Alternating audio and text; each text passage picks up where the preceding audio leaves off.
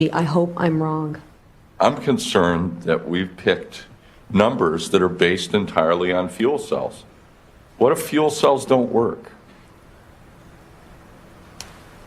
It seems that most of the recent changes to the mandate have been designed to ease the burden on the automakers. You're part of the Environmental Protection Agency, not the Corporate Profit Protection Agency. I think that we've been a contributor to this marketplace, too. I agree.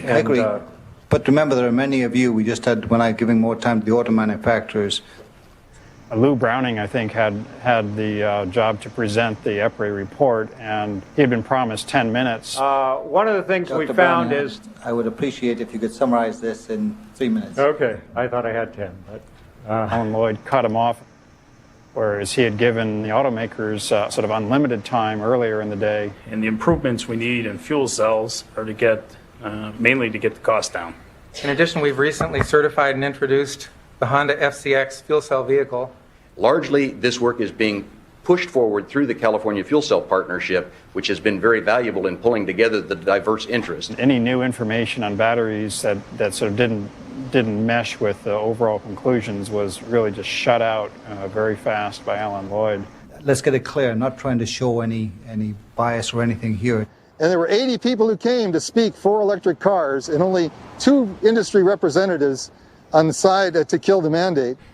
We have 4 people out of 78 who are supporting this proposal.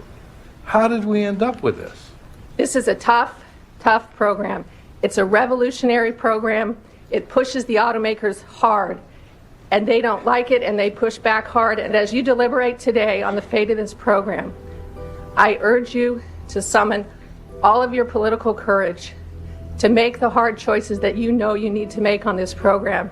Because when it comes to protecting the health of the people of California, there are simply no more easy choices to make.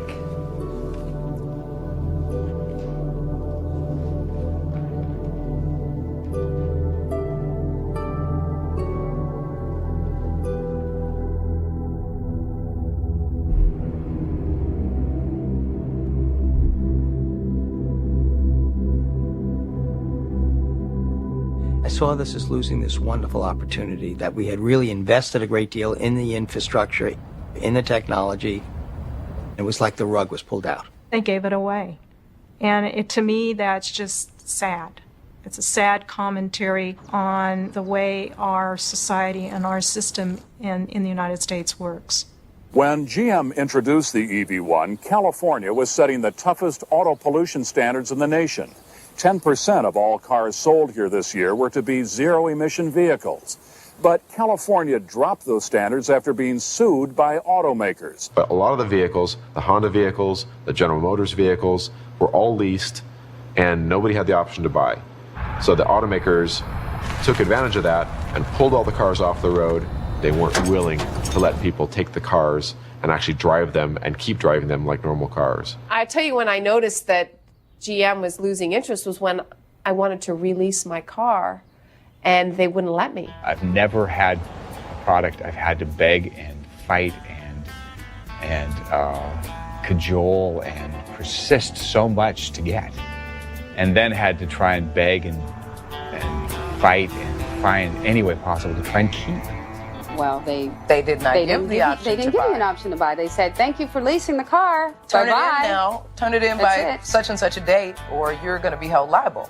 GM had very quietly gone about taking cars back without anybody saying very much, other than some of the drivers that complained about having their cars taken away, but never in a big organized fashion. So they had no choice but to turn them in, or face the legal consequences of basically stealing a car.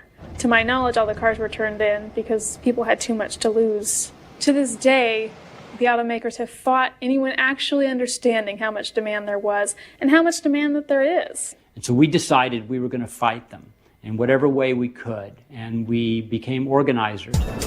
Across California, drivers held protests to save electric cars. Turned my head around about electric cars, and it broke me of my addiction to oil.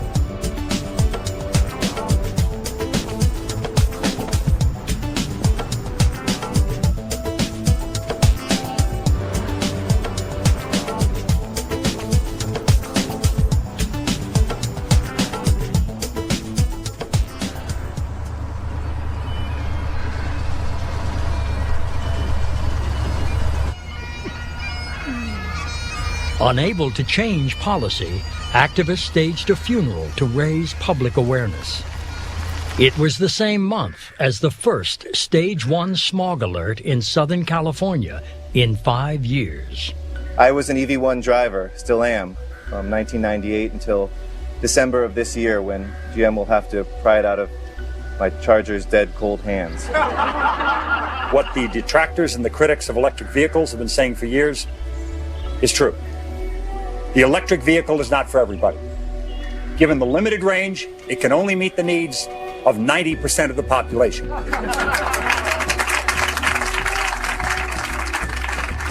People used to ask me, why do you do what you do? And I, especially after I had my son, told them, I figure if I do my job well enough, my son will never know a time before there were electric cars on the road.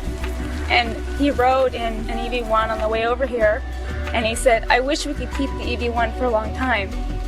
And all I could say was, me too.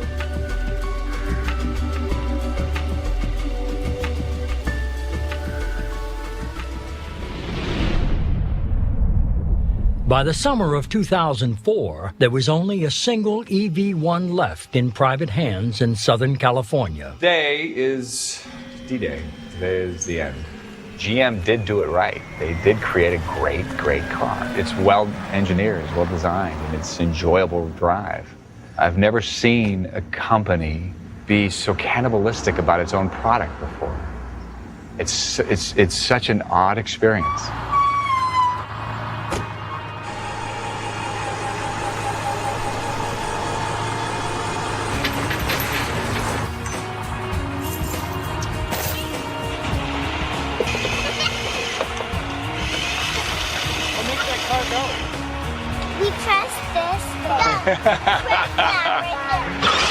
It's an electric car like Daddy's was.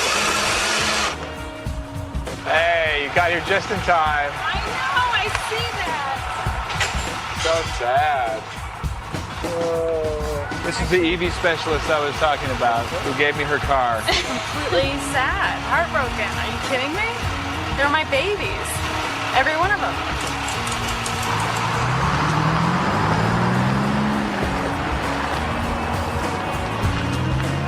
A lot of human potential just drove on. The fight continues. It does.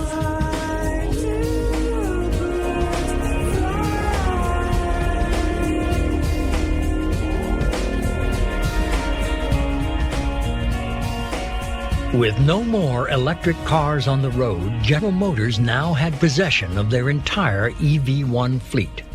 Why did they want them back? What were they going to do with these cars? We had discovered 78 EV1s parked in the back parking lot of a facility that GM owns in Burbank. But taking off the cars that were on the road, that were running fine, just let those people drive those cars until they can't drive them anymore.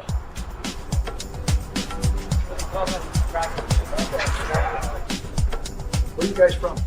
We're members of the EV1 Club, and we want to come and take a look at our cars. I know they're being mothballed here. Yeah, I have no authorization for you guys to come back there and look at the cars. Can we just go and, No. There were no clues as to where the cars were going until a rumor surfaced on the internet. We had the understanding through back channels that these vehicles were about to be taken to the Arizona Proving Grounds. Many EV1s had apparently been trucked out of state to GM's vast proving grounds in Mesa, Arizona. It's so large, and it has the track denoted on it. The location was off limits to the public, and there was no way of knowing where the EV1s might be.